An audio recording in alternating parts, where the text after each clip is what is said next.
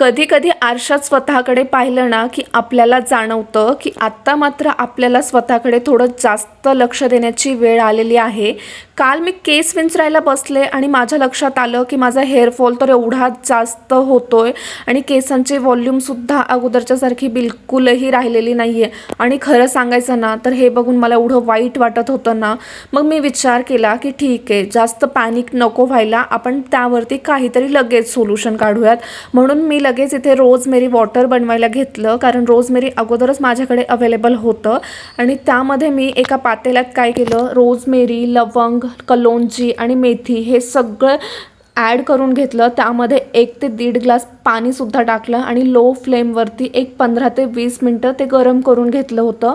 आणि ते थोडं थंड झाल्यानंतर मी लगेच एका बॉटलमध्ये सुद्धा काढून घेतलं।